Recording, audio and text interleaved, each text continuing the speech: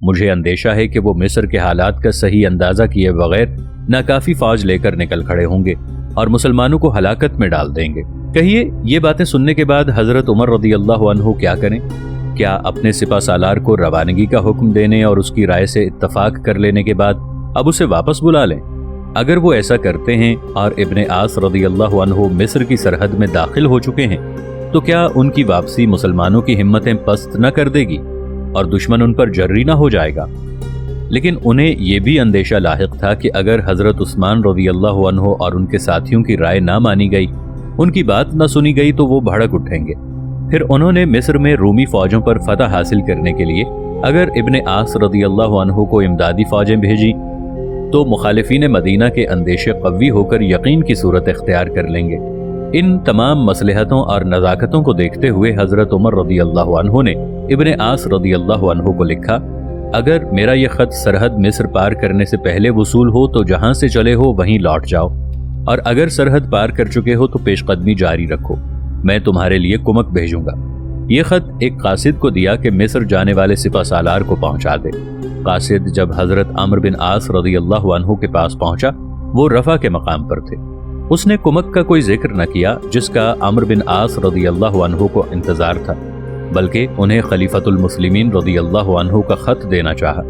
حضرت عمرو بن عاص رضی اللہ عنہ کو حضرت عثمان رضی اللہ عنہ اور ان لوگوں کا خیال آیا جو مصر پر حملے کی شدت سے مخالفت کر رہے تھے، اور انہوں نے اندازہ کر لیا کہ اس خط میں واپسی کا حکم ہوگا۔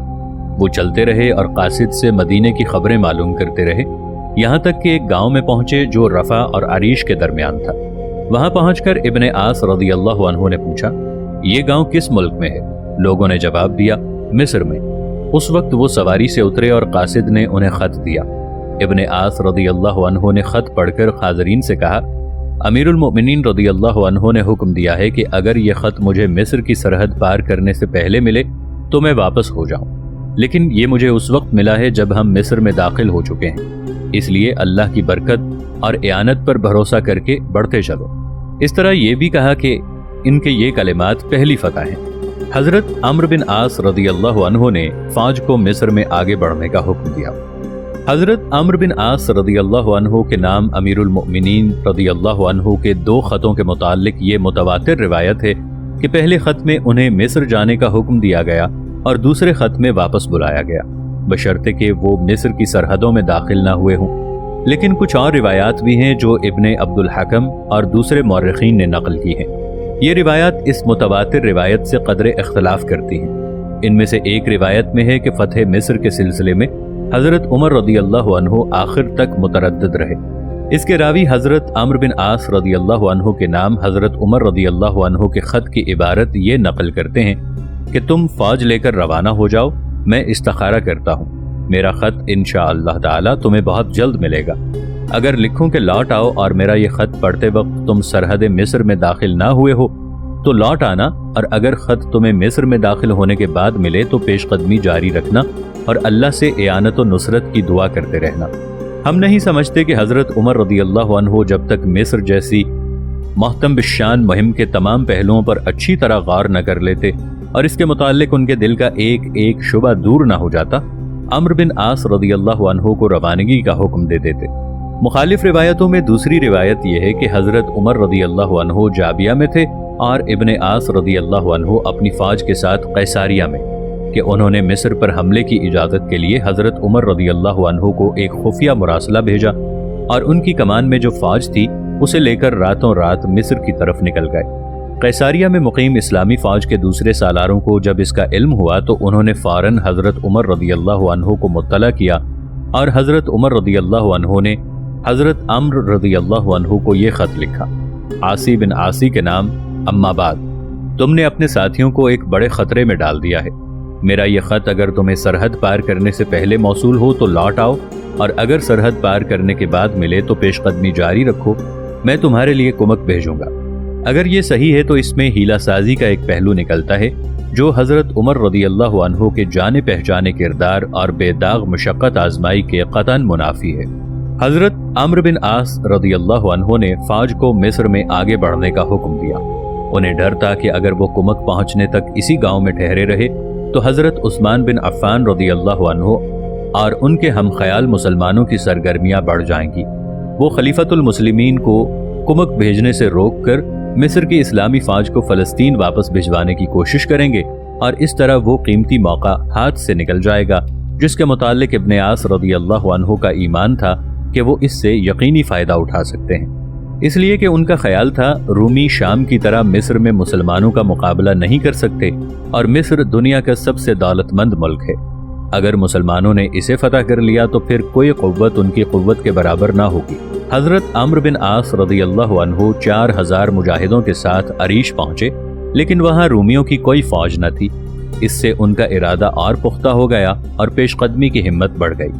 امیر المؤمنین رضی اللہ عنہ کا قاصد مدینہ واپس ہوا اور بتایا کہ ابن عاص رضی اللہ عنہ مصر کی سرحدوں میں داخل ہو گئے ہیں اور رومیوں سے مقابلہ کرنے کے لیے آگے بڑھ رہے ہیں۔ وہ اس وقت تک ہرگز واپس نہ ہوں گے جب تک شکست ہی انہیں پسپا ہونے پر مجبور نہ کر دے۔ اب ان لوگوں کے لیے جو مصر پر حملے کو مسلمانوں کے حق میں خطرہ سمجھ رہے تھے، اس کے سوا کوئی چارہ کار نہ رہا کہ اپنی مخالفت ترک کر کے نتیجے کا انتظار کریں۔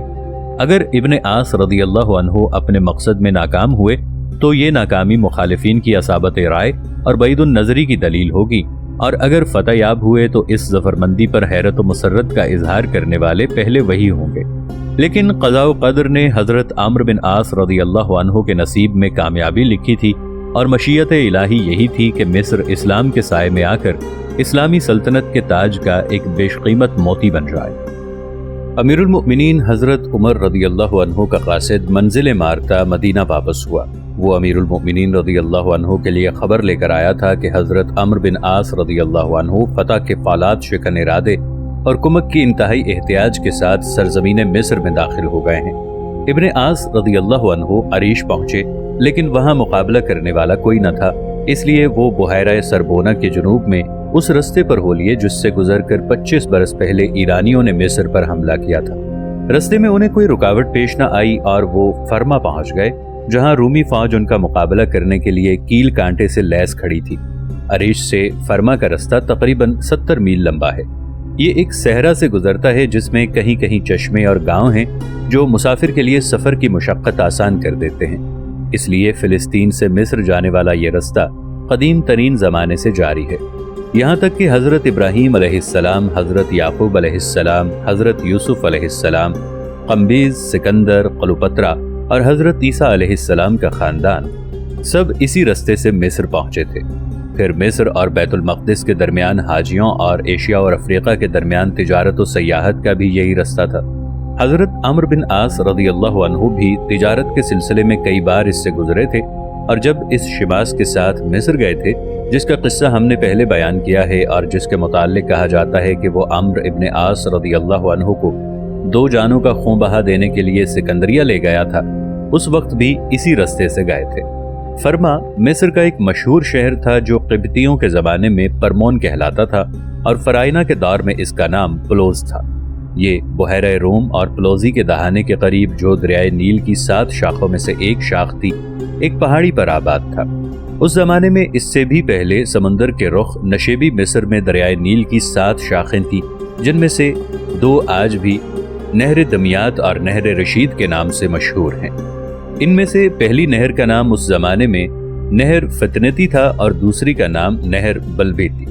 تیسری شاخ ان دونوں شاخوں سے الگ اپنا ایک مستقل وجود رکھتی تھی، اور ان کے جنوب میں 6 میل کے فاصلے سے شروع ہو کر مشرقی سمت اس علاقے سے گزرتی تھی جسے آج ہم مشرقی صوبے کے نام سے جانتے ہیں، اور 24 میل سے کچھ زیادہ جانب شرق پورٹ سعید کے مقام پر بحیرہ روم سے مل جاتی تھی۔ یہ تیسری شاخ وہی نہر پلوزی تھی۔ باقی کی 4 شاخیں ان 2 شاخوں سے نکلتی تھیں جو ہمارے زمانے تک موجود ہیں۔ ان میں سے 2 شاخیں مشرقی اور دقلہی صوبوں سے بہتی ہوئی بحیرہ منزلہ کے درمیان بحیرہ روم سے ہم آغوش ہو جاتی تھی۔ مشرقی شاخ کا نام نہر تانیتی تھا جو تانیس سے گزرتی تھی، اور تانیس اسی عصری شہر سان الحجر کا دوسرا نام تھا جو آج تک مشہور ہے۔ دوسری شاخ نہر منزیری تھی جو میت غمر کے قریب نیل سے پھوٹ کر دقہلی صوبے کا سینہ چاک کرتی ہوئی بحیرہ منزلہ کے درمیان پورٹ سعید اور دمیات کے درمیان مقام پر گزرتی تھی۔ نہر سمبتی قناطر خیریہ کے قریب नहर दमियात से निकलकर मनोफी और मगरबी सूबों से होती हुई बहरे बरतस में तहलील हो जाती थी और यहाँ से आखिरी शाख नहर कानोबी नहर रशीद के वस्त से फूटकर शिमाल मगरिब की तरफ रुख करती थी और सिकंदरिया के करीब मशरकी जानिब जा गिरती थी। पानी का ये दूर दूर तक फैला हुआ जाल मिस्र के सरसब्ज़ व ज़रख़ेज़ अजीम मुसल्लस को सैराब करता था और ये मुसल्लस मगरबी जानिब सिकंदरिया से गुजरकर बरका की सरहदों से जा मिलता था। चुनाचे ये इलाका गुंजान और आसूदा हाल था, जिसके बाशिंदे घने और लदे फंदे बागीचों से घिरे हुए मकानों में रहते थे। यहाँ बरका की सरहदों तक बाग ही बाग थे जिनमें बड़े लजीज फल लगते थे और बकसरत रूम भेजे जाते थे। यहाँ के अंगूर बहुत मशहूर थे जिनके लतीफ़ नशे की वर्चल और स्ट्राबू ने वैसे ही तारीफ की है जैसे अबू नवास और उसके दोस्तों ने हेत और आनात की शराब की। हजरत अम्र बिन आस रदियल्लाहु अन्हु जब फरमा पहुंचे हैं तो इस मुसल्लस के शिमाल मशरकी जाविये के सिरे पर थे। जब से वो मिस्र की सरहदों में दाखिल हुए थे उनकी पेशकदमी की खबरें रूमियों को बराबर मिल रही थी। अब रूमी क्या करें? जिस वक्त इब्ने आस रदियल्लाहु अन्हु अरीश और फरमा का दरमियानी रेगिस्तान तय कर रहे थे, रूमियों ने उनके मुकाबले पर आने का ख्याल तक न किया, इसलिए कि जानते थे सहरा की लड़ाई में अरबों के सामने कोई नहीं ठहर सकता। फिर अरीश के आसपास का इलाका फिलिस्तीन के करीब है, वहाँ बैतुल मक़दिस और उसके गिरदो नवास से मुसलमानों को बआसानी कुमक पहुँच सकती है। चुनाचे मिस्र के हाकिम मक़ौक़स ने यही बेहतर समझा कि हज़रत अम्र बिन आस रदियल्लाहु अन्हु को आगे बढ़ने दिया जाए, यहाँ तक कि वो एक ऐसे मकाम पर पहुँच जाएं जहाँ उन्हें खुद भी कुमक पहुँचने की उम्मीद न रहे। इस मसलहत के पेश नज़र उसने पहला मैदान फरमा के मुस्तहकम क़लों को करार दिया और ये तक सोचने की ज़रूरत महसूस न की कि इस मार्के में या तो उसे खुद शिरकत करनी चाहिए या फिर रोम के सिपहसालार आज़म अतरबून को भेजना चाहिए। रोमियों ने अरबों से लड़ने के लिए मोर्चाबंदी कर ली। उन्हें यकीन था कि वो शहर की मुदाफ़ियत कर सकेंगे और दुश्मन को उल्टे पांव भागने पर मजबूर कर देंगे, इसलिए कि उन्हें मालूम हो गया था कि हज़रत अम्र बिन आस रदियल्लाहु अन्हु के साथ कलीलुत तादाद फ़ौज है और मुहासरे का सामान भी इतना नहीं जितना उन ईरानियों के पास था जिन्होंने इससे पहले फरमा को कोई ख़ास तकलीफ उठाए बगैर फतह कर लिया था। हज़रत अम्र बिन आस रदियल्लाहु अन्हु को भी रोमियों की क़ुव्वत व तादाद का पता चल गया था और वो ये भी जानते थे कि उनकी फ़ौज में बराबर इजाफा हो रहा है। इसके बावजूद उन्होंने फरमा पहुंचकर लड़ाई छेड़ने में किसी तकल्लुफ़ व तामुल से काम न लिया। पड़ाव डालने से पहले उन्होंने फ़ौज के सामने एक तकरीर की और उसे याद दिलाया कि रूम और ईरान में जहाँ कहीं मुसलमानों ने दुश्मनों से मुकाबला किया है उनकी तादाद हमेशा कम रही है, लेकिन वो हर लड़ाई में दुश्मन पर फतहयाब हुए हैं, इसलिए कि अल्लाह उनके साथ था और उसने उनकी मदद की। और ये बात कोई झूठी बात न थी। मुसलमानों ने 1 महीने तक मुहासरा जारी रखा और आखिरकार रोमियों को निहायत शर्मनाक शिकस्त देकर शहर पर काबिज हो गए। ये कैसे हुआ? 4000 की जमीयत ने एक ऐसे शहर का मुहासरा किस तरह कर लिया जिसकी फसीले मुस्तहकम और कले मजबूत थे? मुसलमान रूमी फौजों को शिकस्त देकर शहर में कैसे घुस गए और इसके कलों को उन्होंने किस तरह फतह कर लिया? बाज़ मौर्रिखीन इसे एक अजीब बात तसव्वुर करते हैं और जब इसका कोई सबब उनकी समझ में नहीं आता तो कह उठते हैं कि मुहासरे के दौरान में फरमा के क़िब्तियों ने अरबों की मदद की थी, इसलिए वो अपने दुश्मन पर गालिब आ गए। मकरेज़ी और अबुल महासिन का यही कहना है, लेकिन अब्दुल हकीम ये कहते हैं कि सिकंदरिया में क़िब्तियों का एक अस्क़िफ़ था जिसे अबू मयामीन कहते थे। जब उसे हज़रत अम्र बिन आस रदियल्लाहु अन्हु की आमद का हाल मालूम हुआ तो उसने सारे क़िब्तियों को लिख भेजा कि हुकूमत अब रोमियों के पास नहीं रहेगी और मुल्क उनसे छिन जाएगा, इसलिए तुम अम्र बिन आस रदियल्लाहु अन्हु के साथ हो जाओ। चुनाचे कहा जाता है कि उस वक्त फरमा में जितने क़िब्ती थे उन सब ने हज़रत इब्ने आस रदियल्लाहु अन्हु की मदद की। लेकिन इब्ने अब्दुल हकम की ये रिवायत भी मकरेज़ी और अबुल महासिन की रिवायतों से ज़्यादा हैसियत नहीं रखती, इसलिए कि ये अबू मयामीन अस्क़िफ़ बिन यामीन ही था जो अरबों के मिस्र पर हमले के वक्त सिकंदरिया में मौजूद नहीं था, बल्कि इससे कई बरस पहले कौस भाग गया था, जैसा कि हम पहले ये बयान कर चुके हैं। शायद इब्ने अब्दुल हकीम और आखिरी दौर के दूसरे मुहर्रिखीन ने यह किस्सा इसलिए नकल किया है कि उन्हें क़िब्तियों की एआनत के सिवा हज़रत अम्र बिन आस रदियल्लाहु अन्हु के रोमियों पर गालिब आने की और कोई वजह नज़र नहीं आई, और उन्होंने इस वाक़े को नकल करके सबूत में ये सनद पेश कर दी कि क़िब्ती रूमी हुकूमत से नाला थे और मजहबी इस्तिबदाद के दौर में उन्होंने रोमियों का मुकाबला किया था।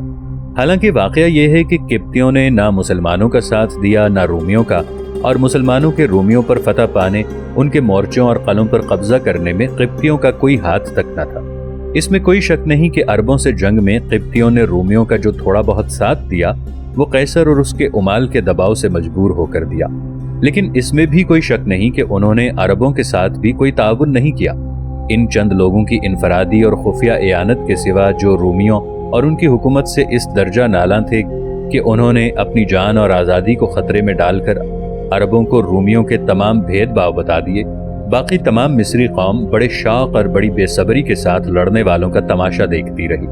رومیوں نے اہل مصر کو طرح طرح سے ستایا تھا، ان پر ایسے ایسے ظلم ڈھائے تھے، انہیں اس بری طرح لوٹا کھسوٹا تھا کہ ان کے دل میں اپنے حاکموں کے لیے امداد و اعانت کا کوئی جذبہ باقی نہ رہا تھا، اور عربوں سے انہیں اس وقت تک کوئی واسطہ ہی نہ پڑا تھا جو وہ ان سے نفرت کرتے یا انہیں خوش آمدید کہتے۔ پھر مصر میں رومیوں کی قوت و طاقت کو دیکھتے ہوئے وہ یقین کے ساتھ یہ نہیں کہہ سکتے تھے کہ آخر الامر کون کس پر غالب ہوگا۔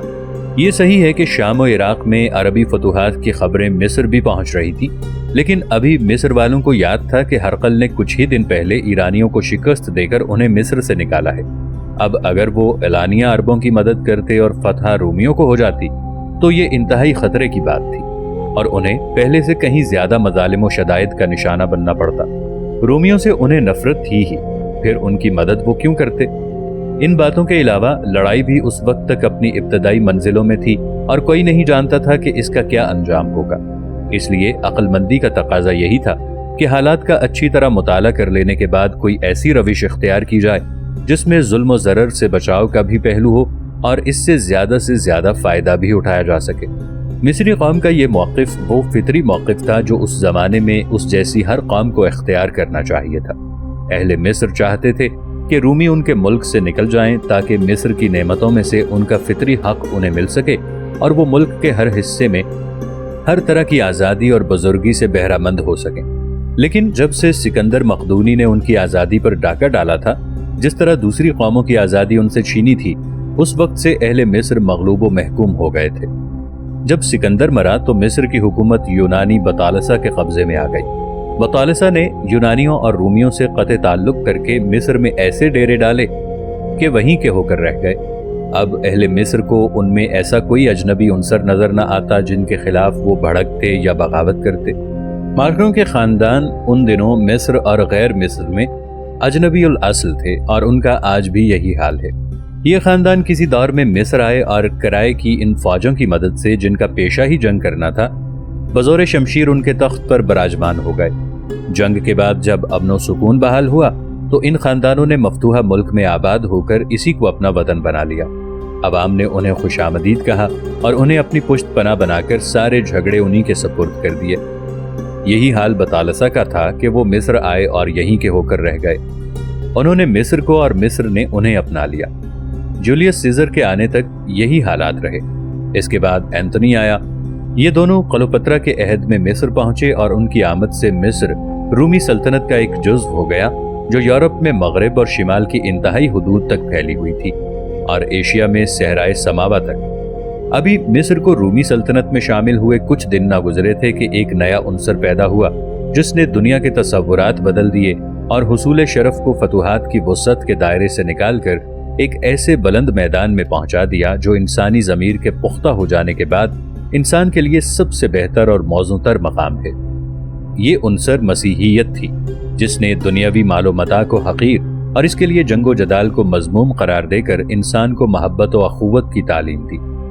روم و مصر میں مسیحیت کے پھیلتے ہی لوگ تمام اگلے پچھلے کینہ و بغض اور عداوت و دشمنی کو بھول گئے اور اس نے ان کے سامنے ایک ایسی مقدس سلطنت کا تصور پیش کیا جس کے پرچم تلے وہ اللہ کے سائے میں بھائی بھائی بن کر رہیں۔ لیکن زیادہ دن نہ گزرے تھے کہ اس تصور کو بادلوں نے گھیر لیا اور اس پر لوگوں کے ایمان کمزور پڑ گئے۔ یہ اس وقت کی بات ہے جب مسیحیت میں مختلف فرقے پیدا ہونے شروع ہوئے اور ہر فرقہ دوسرے فرقے کو نفرت و کراہت کی نظر سے دیکھنے لگا۔ ان فرقہ بندیوں نے لوگوں میں پھر تشدد و افتراق کے بیج بو دیے۔ مصریوں نے اپنے رومی حکام کو برا سمجھنا شروع کر دیا اور رومیوں کے مذہبی تشدد نے مصریوں کی اس بیزاری کو شدید نفرت تک پہنچا دیا۔